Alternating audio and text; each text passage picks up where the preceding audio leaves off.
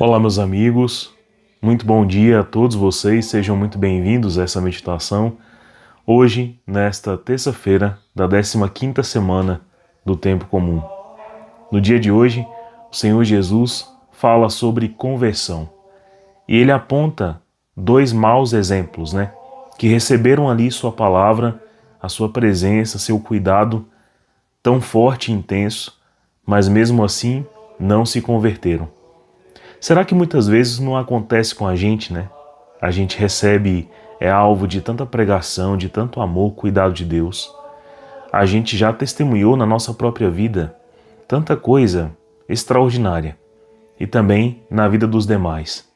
E a gente testemunha o tempo inteiro na vida da igreja o quanto que ela é viva, sustentada e formada por Deus e mantida por Ele, pela sua graça, pelo seu Espírito.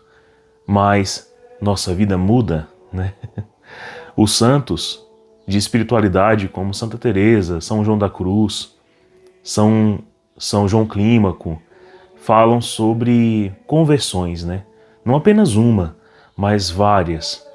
E um processo longo que poderia dizer ou dividir a nossa vida em capítulos, como se fôssemos livros, Então, todos temos um prólogo, todos temos uma vida de desenvolvimento e todos nós temos uma conclusão. Mas essa conclusão precisa chegar ao termo da bondade, da misericórdia, do amor de Deus transfigurado em nossa vida. É o que Jesus diria aqui de conversão. Pode ser que nem a primeira conversão seria vista, porque Jesus fala que aqueles que receberiam a palavra, pelo menos na primeira conversão, na primeira obra, na primeira mudança, entrariam. Qual é a primeira mudança?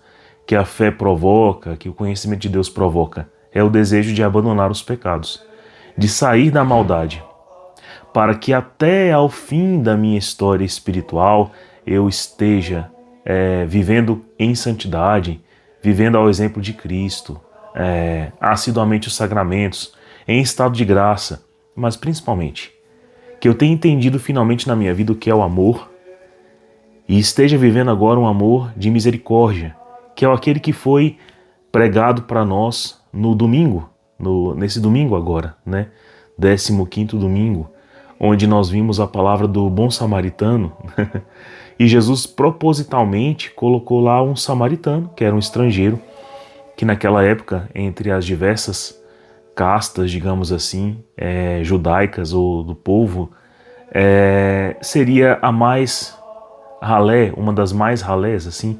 Eles não eram considerados por nada, Então, eles não rezavam no templo, eles preferiam rezar na montanha, eles não seguiam as tradições, eles eram um povo que tinham um pensamento mais errante, muita coisa pagã tinha sido absorvida e vivida por eles, enfim, É tanto que eles tinham um nome, um apelido, que era de cachorro, Tratados então como cachorros. E isso faz a gente entender também uma outra passagem na qual uma dessas cachorrinhas chegou a Jesus pedindo as migalhas que caíssem de sua mesa.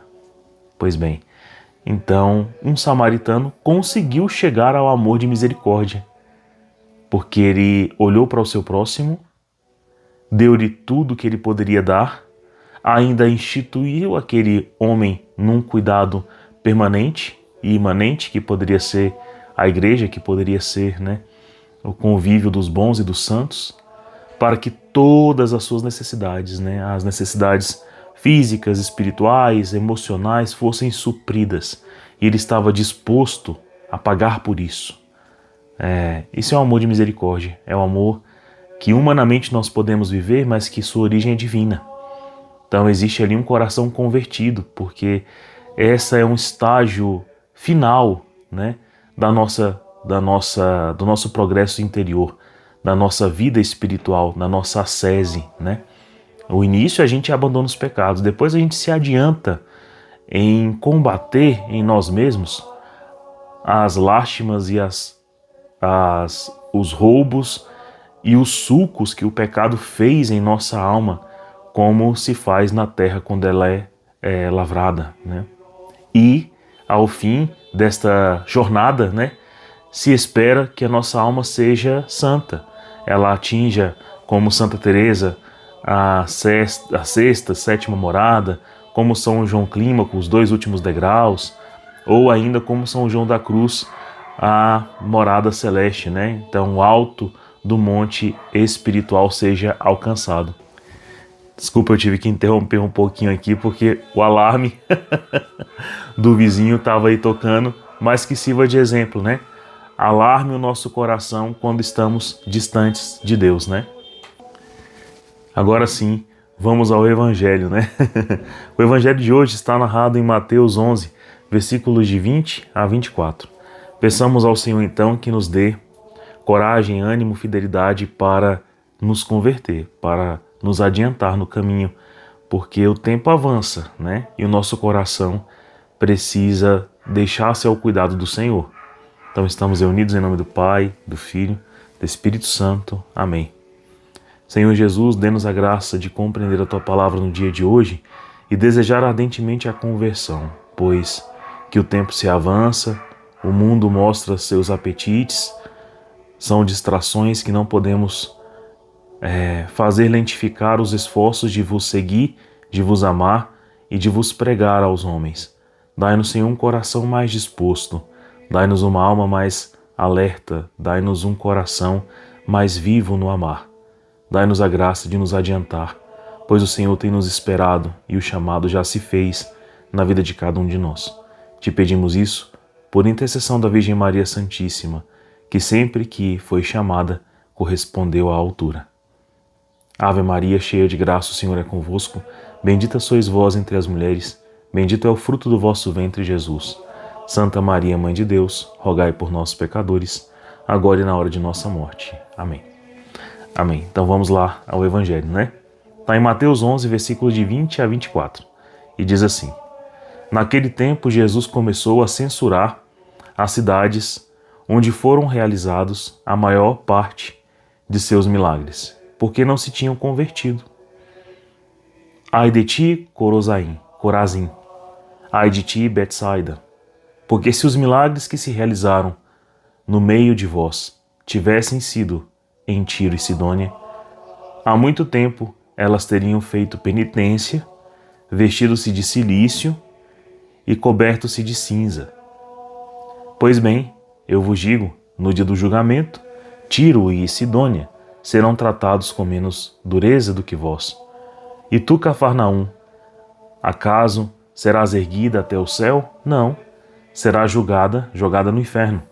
Porque se os milagres que foram realizados no meio de ti tivessem sido feitos em Sodoma, ela existiria até hoje. Eu, porém, vos digo, no dia do juízo, Sodoma será tratada com menos dureza do que vós. Então, está bem claro aqui, né, a palavra do Senhor. E uma coisa que me faz pensar ao ler esse evangelho, que ressalta assim ao coração, é que essa primeira obra de conversão, de mudança de vida, ela precisa ser também reflexo de um amor. Ou seja, Jesus se faz presente em nossa vida e no nosso meio ele se revela, um Deus que se revela. Pensa no quanto que isso é maravilhoso. Nós que estamos perdidos, né, por causa de nosso pecado, não enxergamos um palmo à frente do nariz, não nos compreendemos. É impossível compreender o nosso próximo.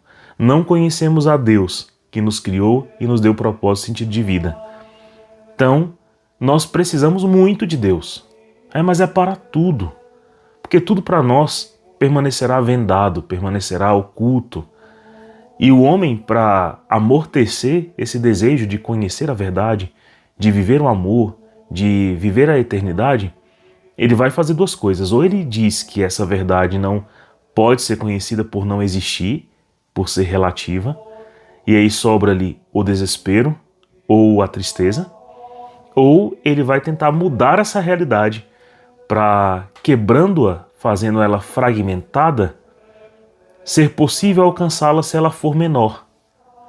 Isso aí é tirania, isso aí é psicopatia, né? Isso aí já é neurose, já é coisa feia, né? Enfim. Mas não vou dizer para você que os homens, talvez em sua maioria, não tenham feito na sua história. E até tornado todas essas maluquices, coisas nomináveis, né? Filosofias, doutrinas, filosofias de vida e assim vai. Mas é o que aconteceu. Mas Jesus permanece sendo um Deus que se revela. Em toda a história humana, né? Desde o princípio, Deus vai se revelar no meio dos seus sacerdotes, dos seus profetas, da palavra, de Cristo, da igreja, né? Jesus vai ali se manifestar. E essa é uma grande misericórdia, porque Ele nos dá o verdadeiro saber, o verdadeiro amar, a verdadeira eternidade, nos dá o seu legado, né? Nos deixa a sua história, para que a gente realmente viva essa experiência de ser visitado, e como Jesus falou aqui, visitado, passado por seus milagres, por seu testemunho, por sua revelação, a gente pode então começar essas obras. Mas elas precisam ser amor, né? Eu preciso amá-las. E amando tais obras, amando o que Jesus faz em mim, eu começo a primeira, que é essa que ele falou, teriam feito penitência, vestido-se de cilício, coberto-se de cinza.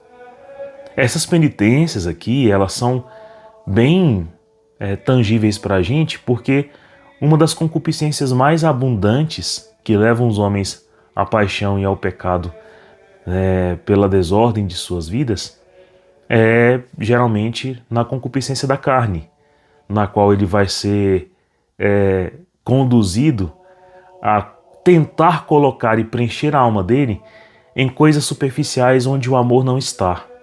Então, no dinheiro, na bebida, na comida, nos prazeres sexuais, no conforto, na comodidade, no consumismo, no orgulho, né? Mas tudo isso ali nessa concupiscência que é tão robusta e tão apelativa, mas é onde o homem mais se frustra. Aí, ao chegar ao conhecimento do bem verdadeiro, que é com a visita de Jesus, com a sua palavra, com a sua história, sua doutrina, seus sacramentos, aí o homem troca de amor. Troca, né? O amor que ele tentava colocar frustrantemente nas coisas e pessoas, nas suas paixões desordenadas, no seu jeito torto de conceber a verdade fragmentada da vida, ele começa a colocar em Deus. Só que ele se surpreende, porque esse Deus é o amor. E aí o desejo, o encontro vivido é verdadeiro, é equivalente. Na verdade, é mais do que equivalente, é superabundante. Você se encontrou com um Deus que se revela. Você não está se encontrando com um igual e nem com uma coisa inferior. Você está se encontrando com aquele que te criou, né? Com uma inteligência, com um coração supremo. E aí, com esse encontro, você encontra a tua real natureza de amar. Aí sim, essas obras são possíveis. Eu só vou aposentar um amor do meu coração com o maior. Por isso, meus irmãos, penitência, vestir-se de cilício, cobrir-se de cinzas, né? É essa a primeira obra. E Jesus está falando ali às cidades que são eleitas para acolherem o Filho de Deus, né? Para ouvirem sua palavra, sua presença. Corazim, Betsaida, Tiro, Sidônia, né? Tiro e Sidônia não, perdão. Cafarnaum. Que eles não ouviram. Mas, se essa presença estivesse presente, né? Se essa presença estivesse presente é ótimo, né? Em Tiro, Sidônia e em Sodoma e Gomorra, viveriam. Né? Por quê? Porque teriam feito penitência, como fez a cidade de Nínive, né? A pregação de Jonas. Mas o que a gente faz hoje em dia, né? Nos comparando agora a Corazim, Betsaida e Cafarnaum. Ou Tiro, Sidônia, Nínive, Sodoma, Gomorra. Quando nós somos visitados, amados, tocados, a gente ou ignora do mesmo jeito, ou cancela, apedreja, esconde, omite o coração dos profetas, aqueles que vêm nos trazer a palavra. É só você que é católico, por exemplo, perceber o cansaço e a fadiga do seu pároco, do seu sacerdote, né?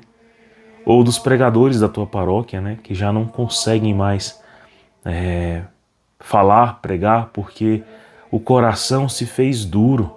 E quando a verdade chega ao nosso coração, a gente cala aquela verdade com os nossos amores excessivos por nós mesmos, pelas coisas e pelas pessoas, nossos apegos.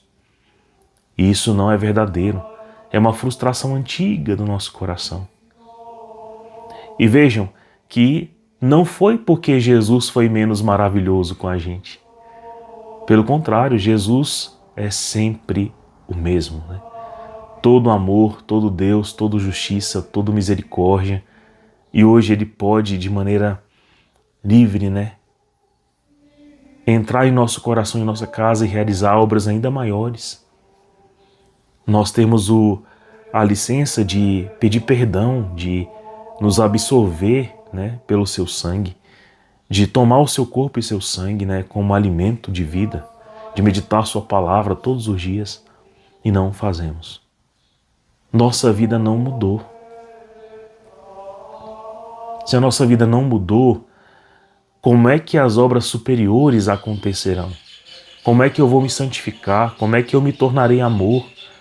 Como é que eu poderei amar o meu próximo como Jesus me ensina, que foi o Evangelho de domingo? Como é que eu serei misericórdia se eu não tenho em mim o coração de Cristo? Não é possível. Então, seremos tratados com dureza, porque duro é o nosso coração. Se o nosso coração fosse maleável hoje, mudaríamos de vida. Agora, se você pensa assim, né? Ah, Fábio, pelo menos essa primeira obra eu estou lutando para conceber. Amém. Graças a Deus, né? É isso. Não sei quanto tempo durará nessa nossa via purgativa, né? De abandonar os pecados e tudo mais. Mas o seu empenho tem que ser verdadeiro. E só será verdadeiro se você tiver um coração que ama. Mas, de toda forma, Jesus fala que a motivação para nós tomarmos essa primeira obra é deixar com que Jesus realize em nós as obras que Ele deseja nos presentear. Então, para que você comece essa obra de abandonar os seus pecados, deixe Jesus entrar. Faça o bem-vindo na sua casa, na sua morada, no seu trabalho, no seu dia a dia. Tenha rotina de oração. Se nós não tivermos oração para alimentar o nosso conhecer de Deus e nossa intimidade com o Senhor, essa que é a primeiríssima obra nunca vai acontecer. Então deixe Ele entrar. E em vez de apedrejar, de calar, silenciar seus profetas, seus amigos, né? Receba-os bem. Já viu aqueles filmes antigos de samurai ou da Idade Média, né? Quando você não queria receber bem uma pessoa, você tratava mal seu encarregado, seu secretário, seu arauto, seu encarregado, seu profeta, então, né? Aí você tratava mal. É a mesma coisa que tratar mal quem enviou aquela pessoa. Isso era bem claro, né? Nesses filmes de história de aventura antigos e tal. Bom, a mesma coisa nós fazemos cotidianamente quando nós barramos a palavra de Deus para que ela não produza em nós mudanças. Mas se você quer, né, ter amor suficiente para que essa primeira obra aconteça, receba bem Jesus. Receba bem seus encarregados. Receba bem a igreja, os sacramentos. Ouça bem o que ela tem a dizer e a te conduzir, né? Pronto. Aí sim, passaremos a ser tratados com a docilidade que se espera de Deus, pois o nosso coração não foi duro, pelo menos para começar. Deus abençoe você, tenha um santo dia e até amanhã.